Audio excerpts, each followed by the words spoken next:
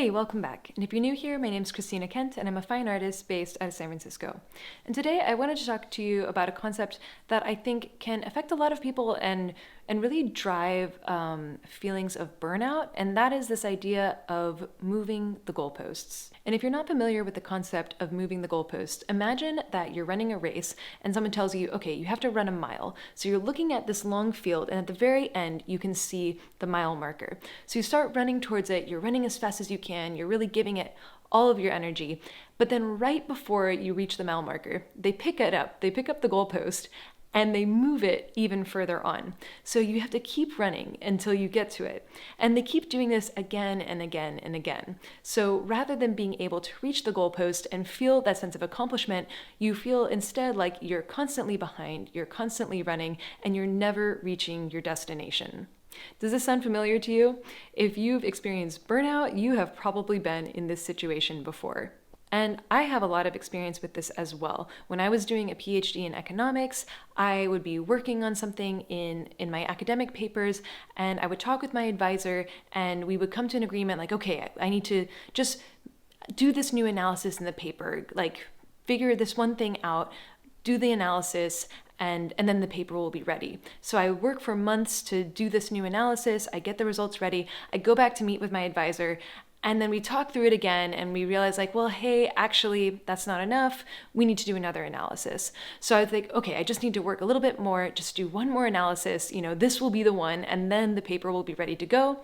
I'd work for a few months, bring it back to my advisor, and once again, we would take a look and realize, you know what, actually, we need to do a bit more analysis. And this would happen again and again and again. And it just felt like no matter how hard I tried, no matter how hard I worked, I could never reach the end. I got this feeling that my work was never good enough and there was always more work that I needed to do. And eventually it just kind of felt like I was never going to reach the destination. There would just never be an end point. As someone who is really driven by accomplishment, I identify as pretty type A. I like to achieve goals. I like to accomplish things. To have that sense of accomplishment being perpetually pushed out into the future, never feeling like what I was doing was good enough, was extremely difficult. I remember having this image in my head of being a swimmer out in the open ocean and just swimming towards land off in the distance.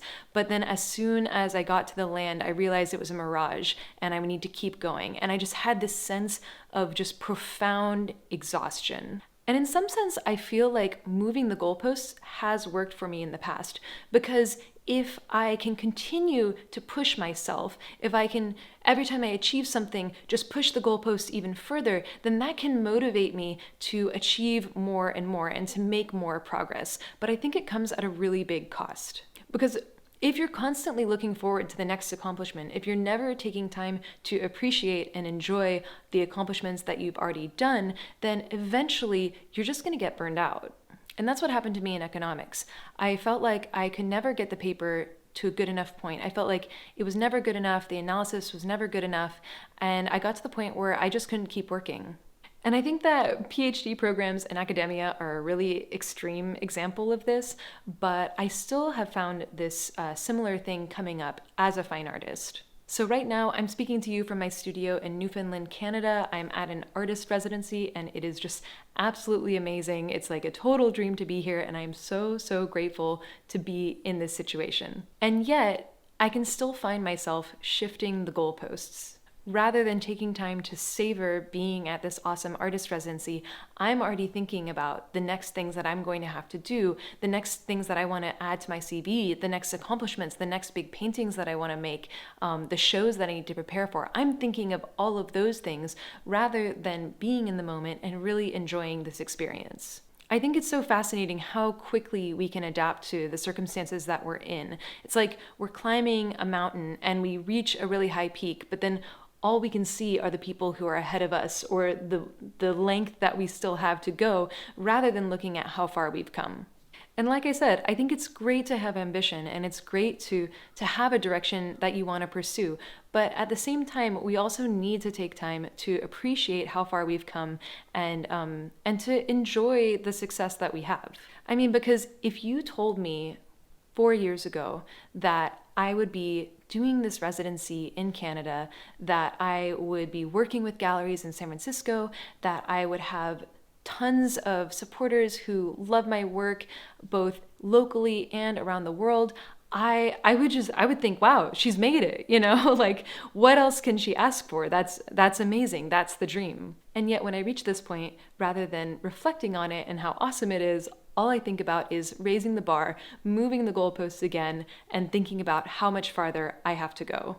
But my experience in academia has shown me that this is not a sustainable way to build a career. If we want to be in a career for the long haul, if we do want to accomplish amazing things, it's important to celebrate the milestones along the way. Celebrate the small wins, whether it's getting your artwork into a show or even just sharing it with friends and family if you've never done that before. Ambition is great, but I think there's a way to have like a middle path between being really ambitious and having these goals that we're pursuing, and also enjoying what we have now and appreciating the moment. Now, I am by no means an expert in this, and I definitely can't say I have it figured out. Part of like making this video is me trying to figure it out and trying to better understand how I can move forward without experiencing burnout and get myself to appreciate the moment.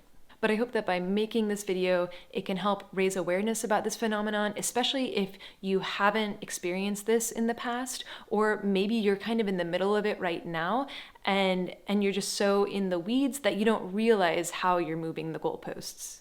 And I think one thing that can help us in this situation is trying to take this larger perspective of our careers. So thinking about, well, first, like thinking about what you say 5 years ago or 10 years ago would think about where you are now. Like try to imagine the younger you looking at you now, and what would they say? What would they be proud of where you're at? Like what would they think of what you've done during this time? And then I also like to think about what future me would tell me now. So if I'm looking maybe 10, 20 years down the road, would future me be telling me to just work as hard as I can, work myself to the bone, and not appreciate anything? No, I'm sure future me would say, hey, enjoy this moment. Like, you're never going to get these years back. These are, you know, this is life. This is what we're here for. So appreciate it. Don't constantly be looking towards the future. Like the future is going to come no matter what.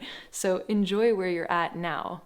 So anyway, that's my thoughts on moving the goalposts and burnout. If you have any experience with this, or if you have tips on how you deal with this when it comes up in your life, I'd love to hear them in the comments. And if you like this video, be sure to like, comment, subscribe to this channel. These things really help my channel grow. And as always, a huge shout out to my supporters on Patreon. Thank you guys so much for supporting this channel and making these videos happen. If you like my art, if you like my videos, and you want to help me make more, check out my Patreon at the link. Thanks again for watching, and I'll see you next time.